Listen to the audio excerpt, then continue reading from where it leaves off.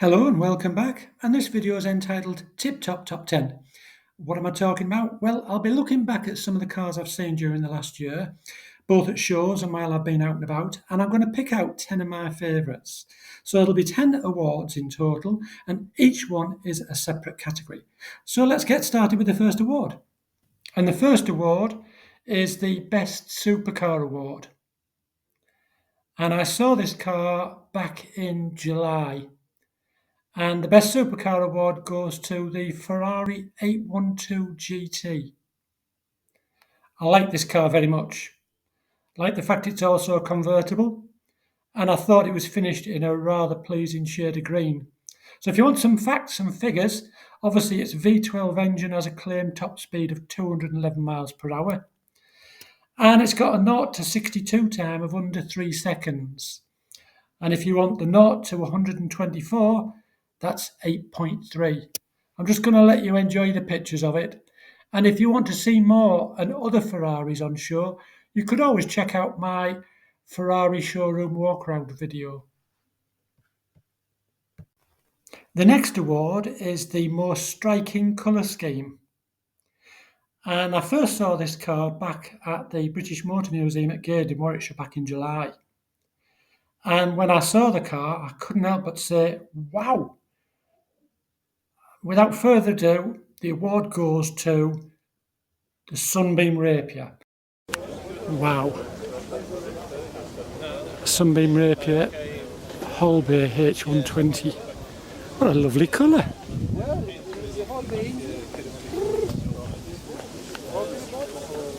Now that is quite striking, that colour scheme. The colour, incidentally, is bitter green, and it's a colour that really stands out with the dark green flash. And I've got to say, I was very taken with it.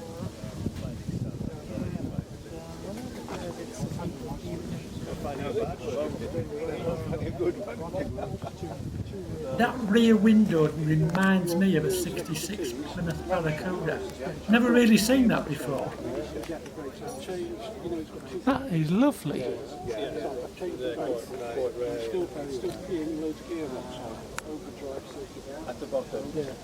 And in the same theme, the next award is for the prettiest colour scheme. And the award goes to this Riley Elf.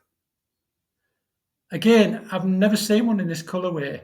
And in the summer sunshine, it just looks so pretty and it was really attractive. And I thought what was quite interesting was the number plate. The award for the rarest car scene has to go to this Triumph Italia 2000. Now, they were built between 1959 and 1962, and they only built 330. There was design by Michelotti. The bodies were built by Vignali in Turin, and they used a TR3 chassis and Triumph mechanicals.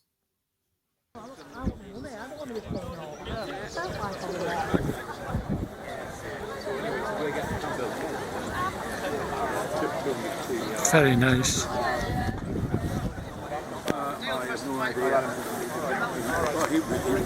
The real rarity is that. Next up, it's the award for the best original car. And that goes to this 1992 Peugeot 309 Style. I saw this car back in June at the Andrew Hardy Classics show. And it's finished in this really vibrant Miami blue with its yellow styling cues. And it was an instant hit with me.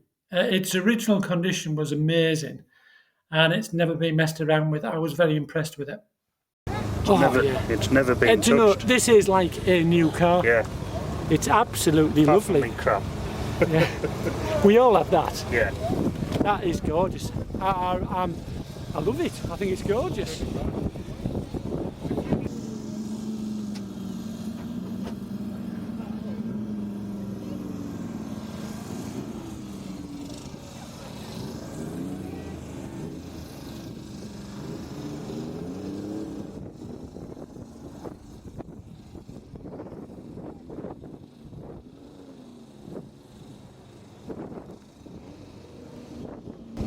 The gentleman's very kindly said that we can have a look inside, so we'll have a look in.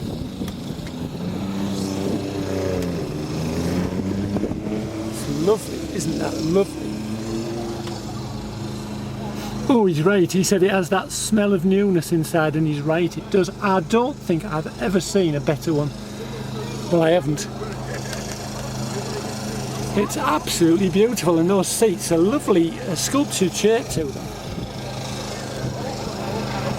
Nice headlining on it.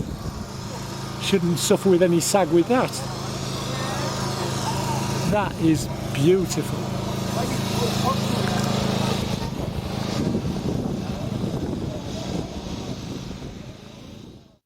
Now, the award for the car that I least expected to see, but was so pleased to see, was the Jensen Interceptor convertible. What a beautiful thing, a Jensen Interceptor convertible. I didn't expect to see this today. For me, they were the car to have in the 70s, and my walk to school every morning would see a lad being dropped off by his dad at the grammar school in a silver Interceptor. Now, as far as I'm concerned, there were real rock star cars, captains of industry, playboys, and of course, Eric Morecambe owned one.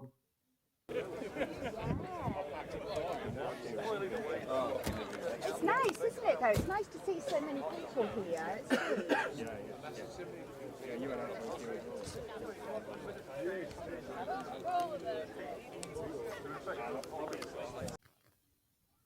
Now, the next award for the most famous car scene has to go to the Ford Consul 3000 GT. Of course, this car was used in the Sweeney. Get your trousers on, you're nicked. So it's the iconic Consul GT used in the Sweeney. Of course, you've got to say it, haven't you? Get your trousers on, you're nicked.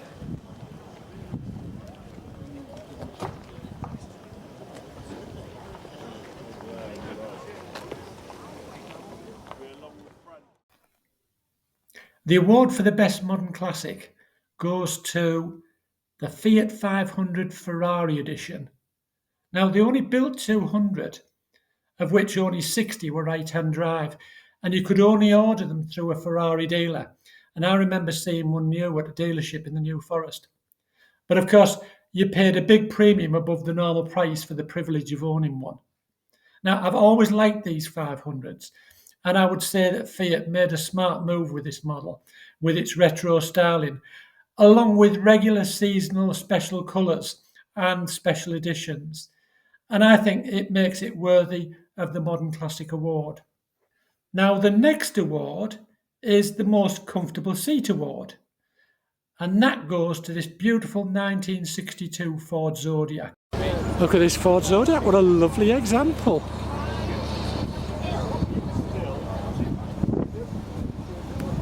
It's fantastic.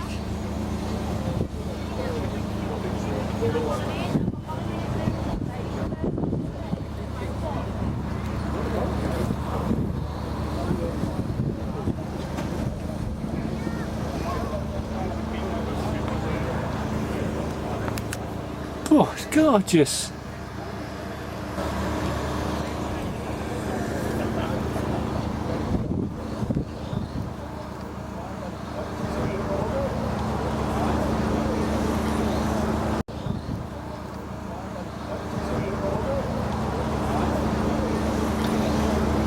Oh, what a comfy seat these are. Yeah, it's comfy. You know, isn't it? oh yes. No seatbelts though. No, You well, slide- you, you no, slide you didn't along worry about like that. Yeah. These leather seats not only look wonderful and inviting, but they really surprised me how comfy they were. It was like sitting on a sprung mattress. It was just so comfortable. The final award is for the Best in Show, Best Restoration. And this has to go to the Wolseley 6 I saw back in June at the Andrew Hardy Classics show. Of course, this is personal because it brought back so many memories. I learnt to drive in my dad's, and the gentleman who restored this car did a really great job. It wasn't over-restored, and by that I mean the paintwork wasn't over-restored. It was finished just to the right degree as it would have been when it was new, and it was just like I remember my dad's. It just took me back. Happy days. If you want to see more of this car, it has its own feature.